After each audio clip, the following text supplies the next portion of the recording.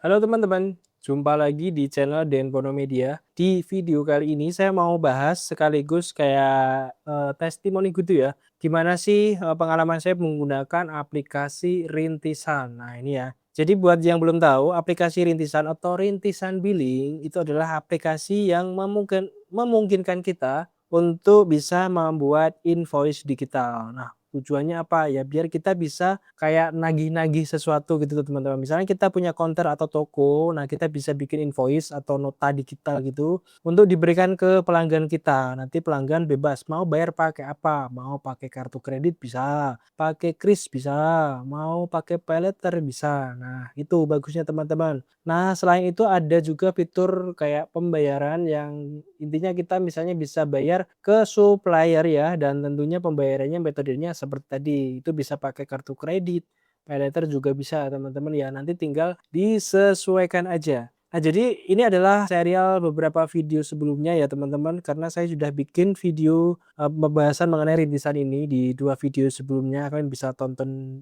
videonya ya. Dan itu masih ibaratnya pengenalan ya. Nah, kali ini saya mau sedikit spill gimana sih caranya kita memanfaatkan aplikasi Rintisan Billing ini. Yang pertama kalian download dulu aplikasinya. Ini kalau di Android tinggal download aja ya dari Play Store namanya Rintisan Billing. Setelah itu nanti kalian tinggal daftar aja pakai nomor HP. Karena ini ibaratnya itu ini sebenarnya aplikasinya sudah lama, nggak begitu tenar tapi ya ini ngebantu banget teman-teman ya. Kalau kalian misalnya nih berniat pengen kan kalian punya misal limit paylater kayak Home Credit, Kredivo, pengen memanfaatkan itu. Nah, kalian bisa pakai aplikasi dari Rintisan Billing kayak gini. Tampilannya seperti ini ya. Nanti tinggal update-nya gimana, mungkin bisa berubah-ubah pas kalian nonton video ini. Di sini kan ada beberapa menu dashboard, pembayaran, penagihan, slik, sama afiliasi. Yang dua bawah ini abaikan saja ya. Kita fokus pada menu pembayaran dan penagihan. Kalau kita pilih menu pembayaran, ini adalah pembayaran kita yang melakukan pembayaran ke supplier. Nanti kita bisa bikin supplier baru. Misalnya nih, kalian punya limit Kredivo, pengen mencairkannya. Nah, gimana caranya? Kalian bisa memanfaatkan ini ya, menu yang pembayaran ini. Kalian bikin aja supplier apa, misalnya bayar sekolah, bayar kuliah, atau apapun. Misalnya kalau ini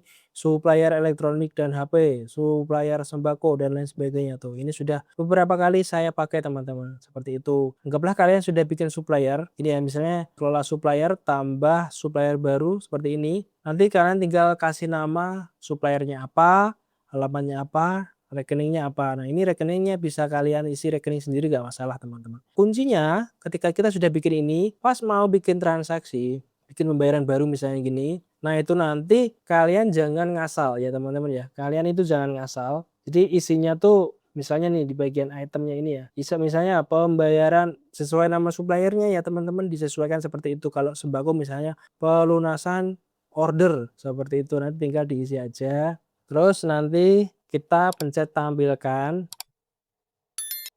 Terus lanjut lagi buat pembayaran. Nah, di sini kalian nanti dihadapkan 2 menu, standar sama gross up. Kalau standar berarti kan tadi 1 juta. Nah, MDR atau biaya layanan rintisannya dipotong dari situ. Kalau gross up itu nanti ada tambahan, berarti 1 juta plus biaya layanannya seperti itu. Kita pencet standar. Nah, di sini kalian bisa perhatikan ada beberapa varian atau opsi metode pembayarannya ya. Di sini ada kartu kredit, terus ada yang dari aplikasi Blibli, Tokopedia, sama Shopee.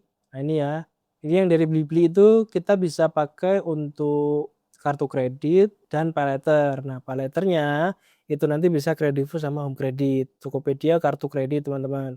Terus Shopee, ini ada juga Shopee paylater kalau kalian mau. Seperti itu. Terus ada lagi, satu lagi yang kris. Kalau ini kris ya teman-teman ya, ada potongan MDR-nya 0,6, 0,65 seperti itu. Jika udah ya tinggal dipencet aja, terus kalian lakukan pembayaran, udah seperti itu aja. Nih kalian bisa lihat riwayat pembayaranku tuh, ini sudah hijau-hijau semua ya, seperti itu. Kuncinya seperti itu.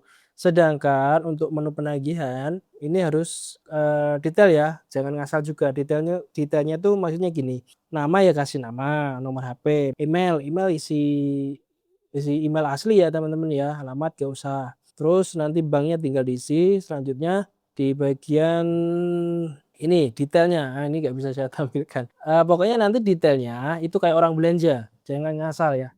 Jadi nanti tinggal isi aja kayak misalnya, laptop ini, beli laptop advance, seri apa, terus sama seperti pas pembayaran, supplier tadi, kuantitinya berapa, unitnya apa, terus harga. Nah, nanti tinggal lanjut ke metode pembayarannya, seperti itu, sama persis. Intinya nama produknya jangan ngasal ya. Kalau yang tagihan itu kayak nama barang, kalau yang pembayaran itu kayak kita pembayaran apa gitu ya teman-teman. Kalau tagihan kan kita ibaratnya kayak nagih, seperti itu, gampang banget. Jadi buat kalian yang punya limit-limit pengen ditransaksikan sendiri, bisa pakai aplikasi rintisan ini aja. Untuk pencairannya H+1, biasanya pagi-pagi itu sudah cair jam 8-an, jam 8-an lah pokoknya, atau kadang agak sore, seperti itu. Tinggal nanti transaksinya kapan, gitu aja teman-teman. Intinya H+1, seperti itu. Sejauh ini masih aman ya, masih aman. Kuncinya yaitu tadi, kalian kalau bikin transaksi jangan ngasal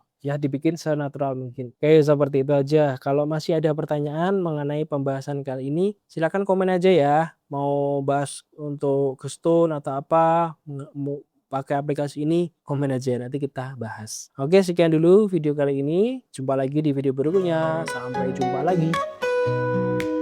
Gamebonomy, tempat berbagi cerita di YouTube, ilmu dan inspirasi berpadu, tips